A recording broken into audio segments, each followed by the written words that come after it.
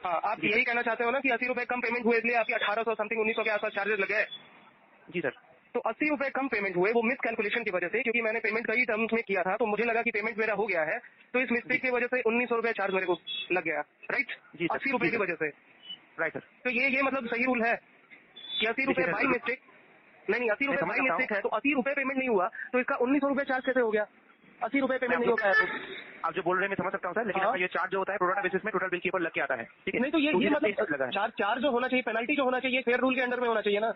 अभी तो मैं इसको इसमें एकदम वीडियो बनाऊंगा और ढंग से मैं इस चीज को हाईलाइट करके हर जगह सोशल मीडिया प्लेटफॉर्म से लेकर हर जगह इस बात को फैलाऊंगा। आप जिस तरीके से ये कंपनी या जो 80 रुपए वो भी बाई मिस्टेक, मुझे लगा कि मैंने पूरा पेमेंट कर दिया है, क्यों 80 रुपए कोई पेमेंट नहीं करके 1800 1900 रुपए चार्ज करवाएगा?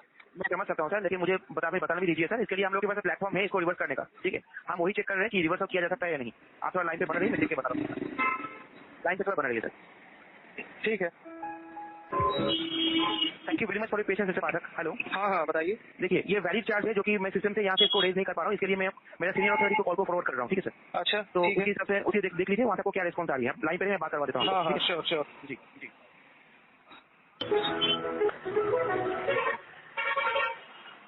लाइन में बने रहने के लिए धन्यवाद मिस्टर पाठक, आपका कॉल ट्रांसफर किया गया सीनियर डेस्क में। मेरा नाम हुआ अभिषेक, बोलिए कैसे सर? हाँ, मेरा सवाल ये था कि 80 रुपए कैलकुलेशन मिस्टेक की वजह से मैं नहीं पे कर पाया, तो 1900 रुपए चार्जेस लगा दिए गए, तो मतलब ये क्या है? चेक कर दे रहा हूँ जी। आपका मैं देख पा रहा हूँ 80 रुपए शॉर्ट पेमेंट रह गया लगभग। हाँ, 80 रुपए शॉर्ट पेमेंट रह गए, क्योंकि मैंने पेमेंट कई पार्ट में की है तो मुझे लगा कि पेमेंट हो गया करीब, तो 80 रुपए किसी तरीके से शॉर्ट रह गए कैलकुलेशन में, और फिर आपके 1900 करीब चार्जेस लगा दिए गए हैं। तो ये मतलब कौन सा रूल है, कैसे आप लोग चार्ज लगा देते हो कि 80 रुपए कम किसी ने पेमेंट, 1 रुपए कम किसी ने पेमेंट कर दिए, जबकि मेरा करीब 59,000 का बिल था करीब, जिसमें 80 रुपए किसी तरीके से शॉर्ट रह गए, तो 1900 रुपए चार्ज लग गए। 1900 रुपए नहीं लगा सर, आपका 1184 रुपए लगा है। 1800 समथिंग दिखा रहा है मेरे बिल में। तो आपका तो दिखा रहा है ये 1100 रुपए है, 1184 रुपए है। 1184 रुपए, मतलब वही 1200 लग गया। तो 80 रुपए कम पेमेंट हुए, 1200 रुपए चार्जेस कैसे लगे उसके, और वो भी बाई मिस्टेक हो गया।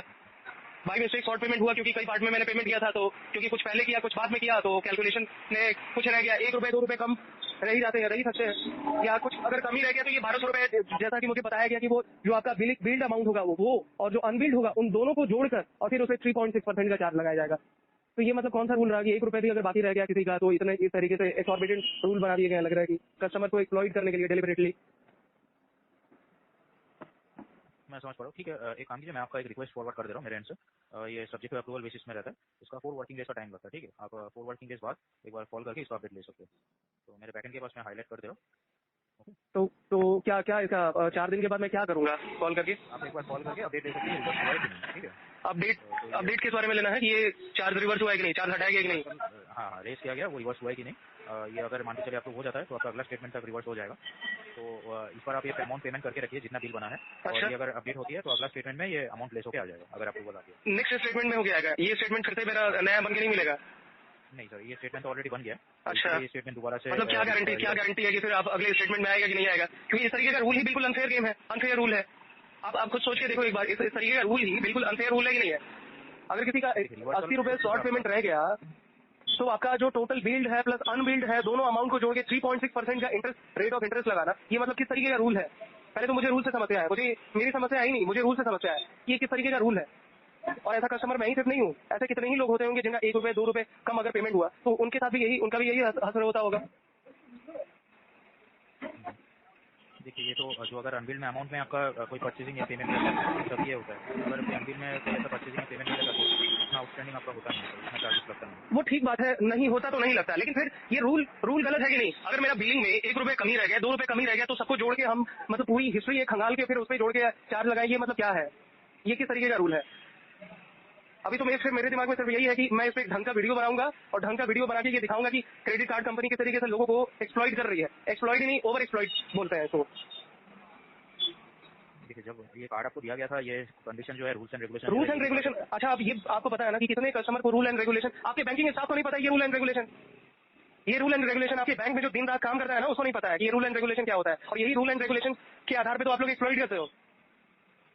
आपकी बैंकिंग स्टाफ को नहीं पता, अभी मैं फोन करके उसको मैं बात कर रहा था, बैंक में जो स्टाफ है जो दिन रात काम करता है उसको नहीं पता ये रूल एंड रेगुलेशन क्या है आपका।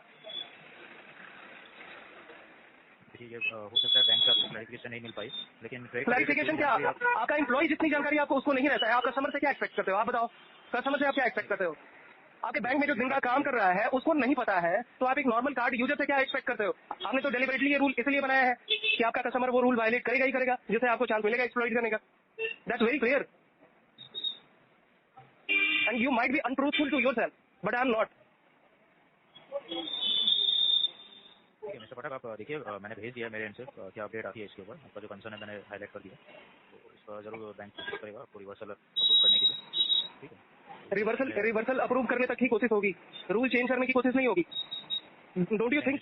हाँ हाँ, ये रूल तो हम लोग ऐसे हाईलाइट, हम लोग एज एम्प्लॉई रूल्स के अंदर में ही काम करते हैं, और जो रूल्स है वो एज एम्प्लॉई हम लोग वही रूल्स के अंदर में आपको प्रोसेस बता सकते हैं। रूल्स चेंज करने का तो ऐसा अपडेट को हम लोग नहीं डाल पाएंगे सर। वो अगर कभी भी हायर मैनेजमेंट से स्टेप्स लेके किया जाएगा तभी होगा, नहीं तो फिर तो ऐसा अपडेट नहीं कर सकते क्योंकि पहले से ऐसे। ठीक है।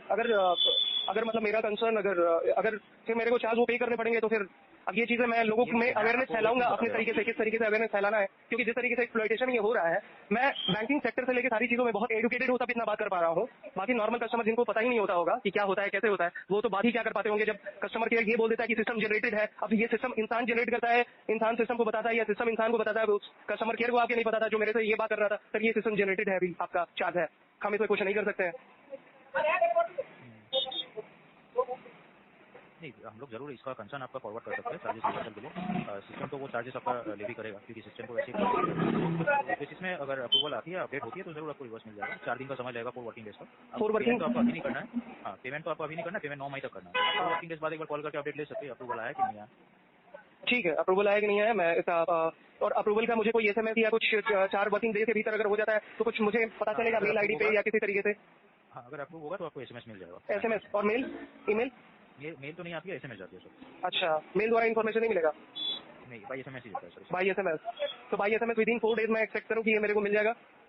अगर अप्रूवल आपका हो जाएगा तो जरूर मिल जाएगा सर। और अप्रूवल अभी नहीं होने के भी चांसेस है इसमें? तो देखिए सर, मैं सब्जेक्ट अप्रूवल बेसिस में रेस किया हूँ मेरे बैकएंड के पास, और ये कंसर्न हाईलाइट कर दिया हूँ। अच्छा, देखिए बैकएंड जरूर चेक करेगी आपका 80 रुपये पेमेंट ना होने की वजह से ये चार्जेस लगा है, तो जरूर कोशिश करेगी बैकएंड इसको अप्रूवल करने के लिए। अभी मैं कंफर्म तो आपको बता नहीं पाऊंगा कि अप्रूव हो ही जाएगा, वो मेरे एंड से बताना पॉसिबल नहीं है। ठीक है, मैं 4 दिन का वेट करता हूँ, और बाकी आप लोग इस पर कुछ नहीं कर सकते हो तो मैं ही पब्लिक इंटरेस्ट में कुछ इस पर करूंगा।